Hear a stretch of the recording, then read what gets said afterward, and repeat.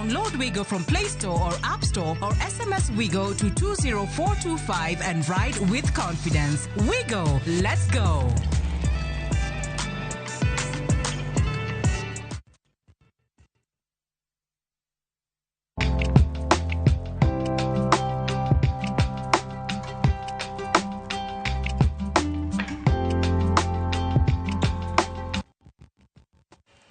Medruok e buche mag lwenje mag kitchwech kod neka mag mine medo nyuolo penjo makoni kod kocha e wi ang'o makelogi to ere kaka inyalo tiek chuth lwenje makamago. Tich Ang'wen jumani koloso e kaunti ma Kisumu e kinde chenro mar Jukwaa la Usalama, Jatend Migawo mar Arita Kipchumba Murkomen noyuago medruok e weche mag lwenje mag udi kod chwech e alwora ma Imbo mar piny Kenya kod Nyanza tok neka mar japuonjre ma jahigni 13 e kaunti ma Homa Bay mane obambi ol kuome acid kaito chwe onege. E chenro mar mine wacho otieno makawuono TWAK kod Damaryce Ndira jalony e weche dongruok mar menyo kaka inyalo jiw arita mine kod nyiri mondo atiek chuth lwenje mag kitchwecha.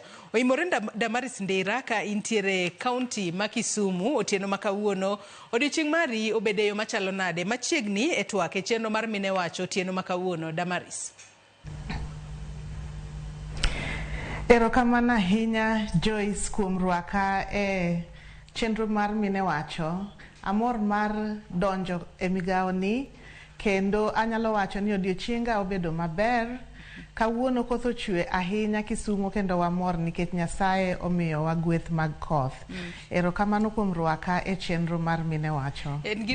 En gino makarenya nikech kinde mathoth wacho ni koth en wuon chiemo. Omiyo jogo manitiere e kaunti ma Kisumu nyalo tiyo makare kod koth makamano. Kata kamano, otieno makawuono Damaryce TWAK kotudore kod jiwo arita mar mine kaachiel kod nyithindo manyiri. Nyato tok gino makoch mayando timore e kaunti ma Homa Bay kama nyathi manyako ma jahigni 13 noyud kobambe ol kuome acid kaito chwe onege. Gino manomiyo nyaka jatend migawo mochung' ne wechego mag arita Kipchumba Murkomen noyango e kinde chenro mano mar Jukwaa la Usalama. To ng'eni chenro mar Jukwaa la Usalama jumani jatend migawo mar arita ne nitiere gweng'go mag Nyanza komenyo gigo motudore kod lwenje mag kitchwech kaachiel kod neno kaka inyalo jiw arita e kor gwenge ma pacho kae. Ka wang'iyo Jukwaa la Usalama ere kaka onyalo konyo ahinya kedo kod wechegi mag lwenje mag kitchwech. Damaryce.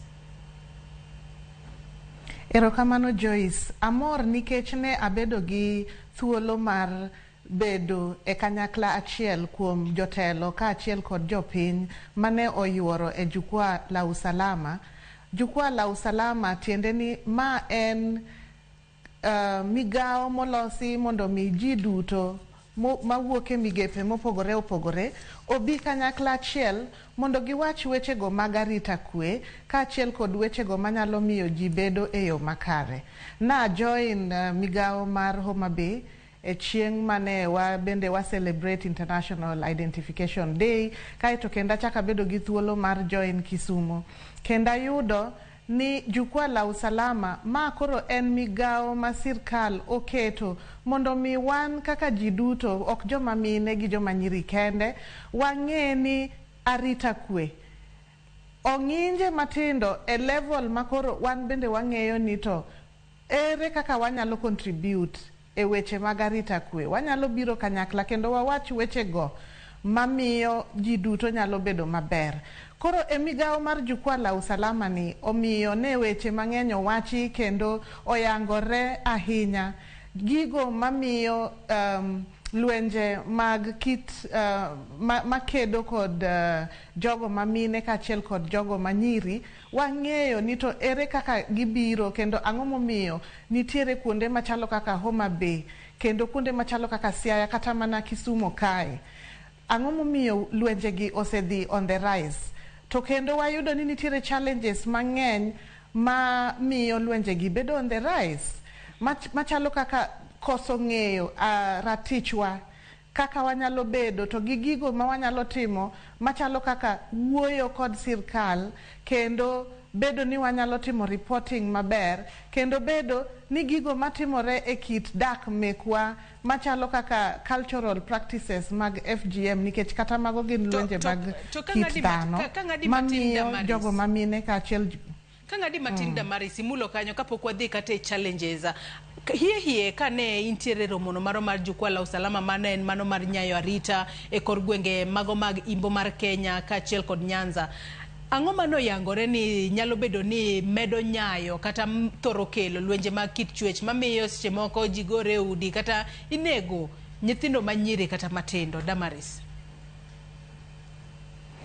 Nitiere gigo machalo kaka kong'o kaachiel kod dawa ya kulevya ma gin yedhe makoso mamiyo paro wilo paro kendo paro ok nyal bedo maber.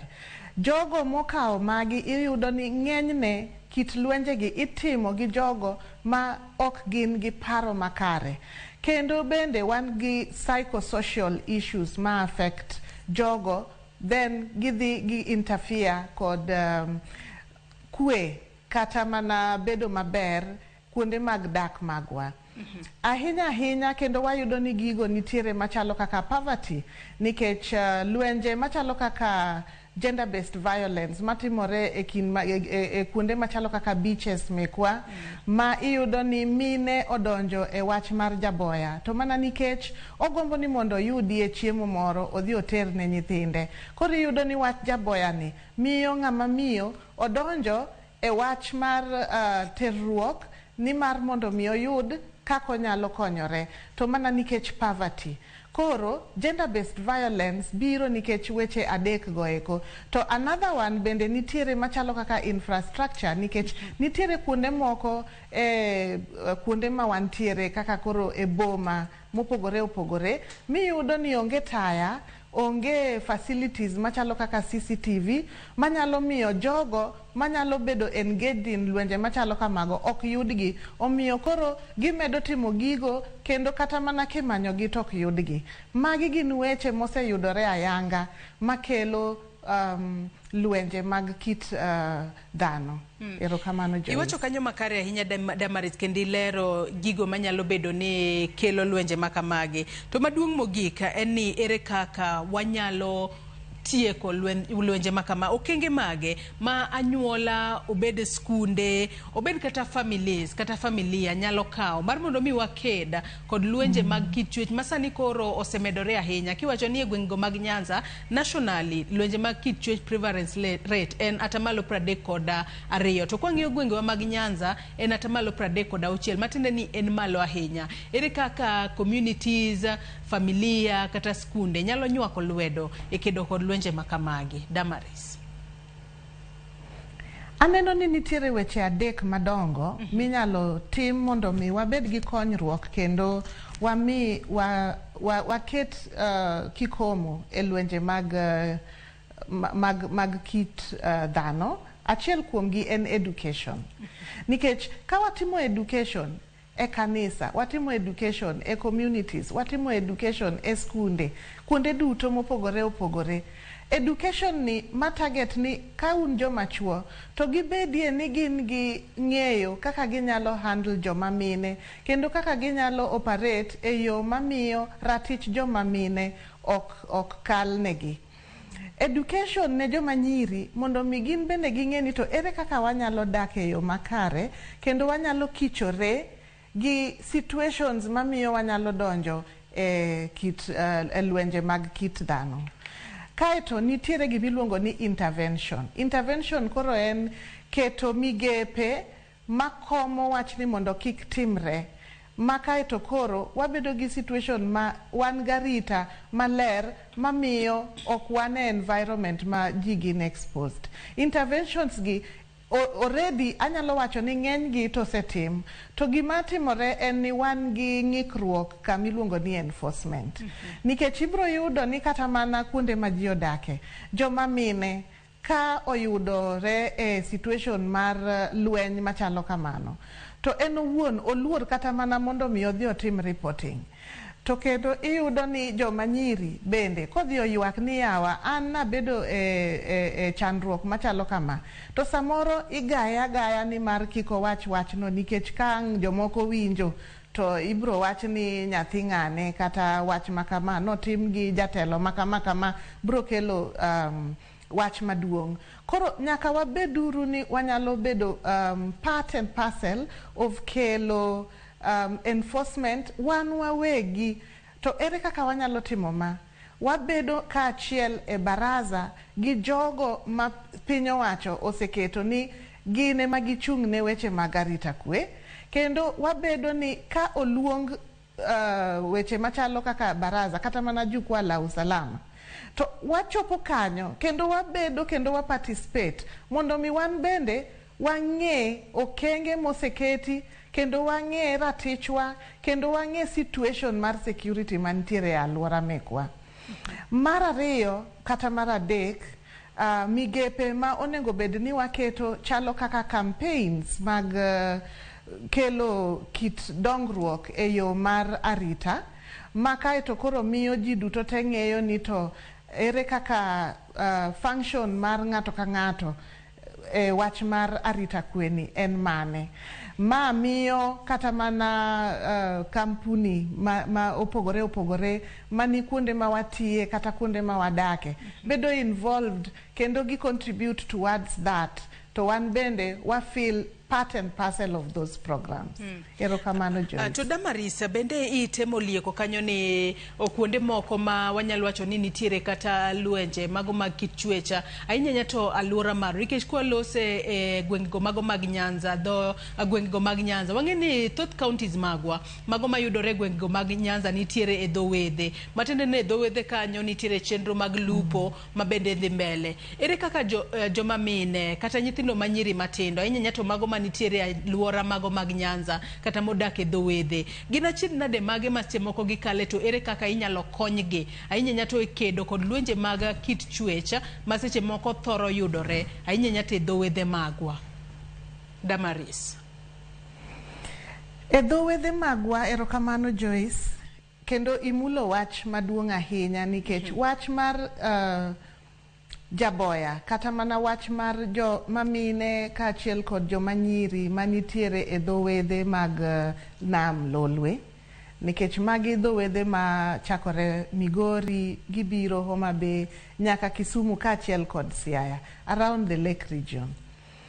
Wadwaro ni mondo koro waket a lot of women empowerment, nikech ka watimo empowerment mar girls and women, mokwongo empowerment mar girls onego bed ni nyako ka nyako motimo penje klas 8 wa make sure ni watiyo gi chife kaachiel kod jonyuol oriwore kaachiel kod elders ni nyathi ka nyathi motimo penj odonje migawo ma next. Ka notimo klas 8 odonje form 1. Watemuru matek mondo nyithindo manyiri kik wuog oko mar sikunde.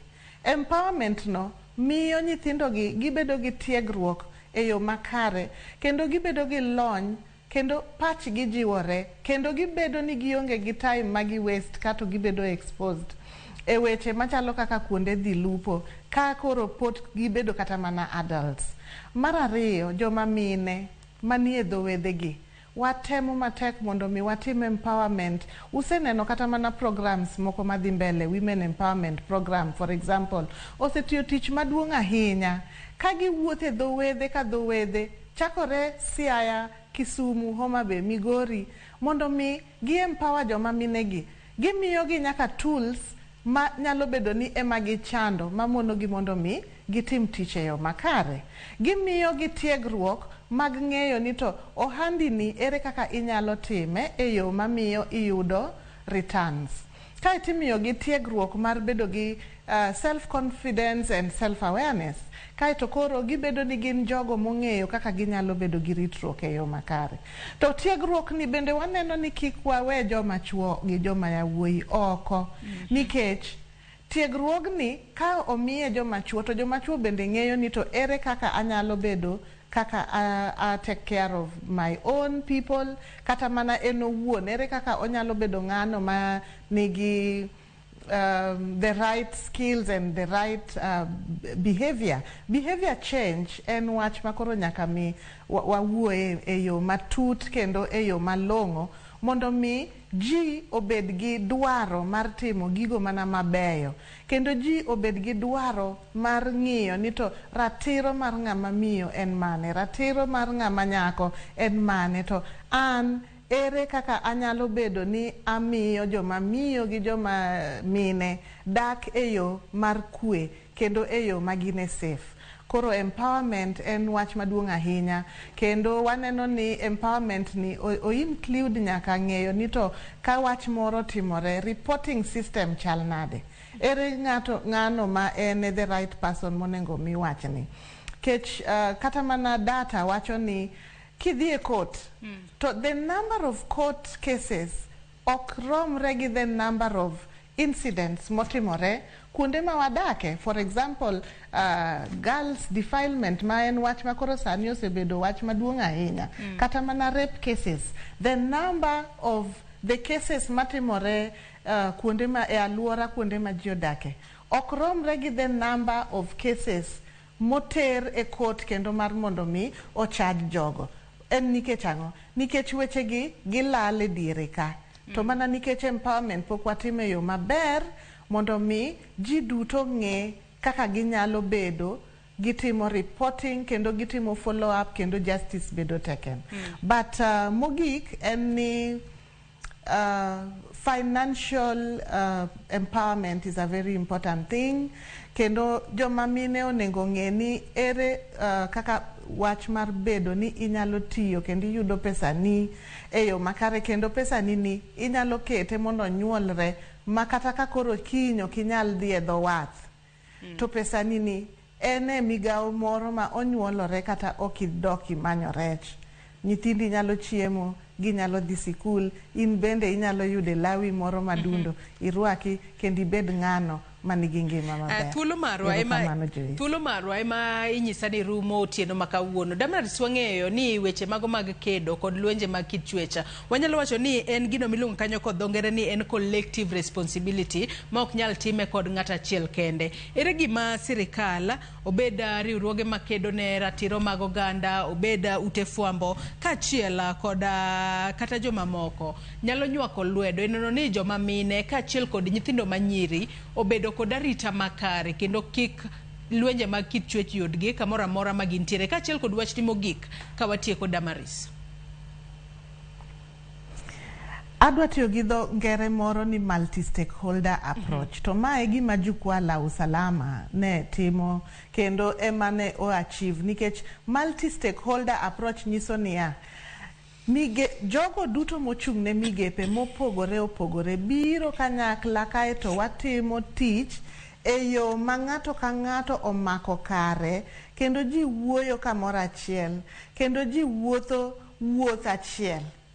Koro ka oting'o ot, miyo, wuoro, nyithindo, ng'ato ka ng'ato ong'e ratiche, ng'ato ka ng'ato opuonj migape monego bed ni otimo mondo mi ji duto odag e yo makare. Kaeto wadhi oko mar ot kata mar dala, wadonje sikunde, wadonje churches, wadonje communities, wadonje kuonde mag tich, wadonje sirkal, mondo mi kik wabed gi weak relation between wan wawegi kaka dhano ma obedo exposed to wechegi to gi sirkal. Wabedo ni wang'eyo ni wach mar arita kwe ochakore kodwa, to sirkal ohingo kendo en mana ng'ama timo enforcement. Kaeto wachak wadonje system mar judiciary system kata mana the legal system. Kanyo bende watemo ni mondo ng'ikruok manitiere mamiyo cases moter kuondego chako lala nono. Watemo ni jogo mochung' ne migepego bende biro kaachiel, to ji biro to ji wuoyo kendo ikelo agoyo mos, thuolo marwe marumo. Mogik ero kamano. Wach ni mogik ka watieko. Anyalo wacho niya, arita mari mar kwe chakore kodi, kaeto kendo wabeduru ni ji duto come together mondo wabed gi multi-stakeholder approach mondo mi wabed gi arita makare ne joma mine kaachiel kod joma nyiri. Empowerment is very key, kendo ng'ato ka ng'ato otem mondo tim gino monyalo timo kanyo ma entiere. Erokamano Joyce. Erokamano ahinya Damaryce Ndira, jalony e weche mag dongruok kuom kawo thuolo mar otieno ma kawuono ichopa e studio mar kaunti ma Kisumu kono mar mondo mi wabed kod twak maket kod ma wageno ni bobed ka inywako lwedo makare mar mondo mi wanen kaka watieko chuth lwenje mag kit chweche pacho kanyakora Mogi Ajwang' wakawo yo madindo gi sani taduogo kod weche manyiena mamoko kik idhi mabor.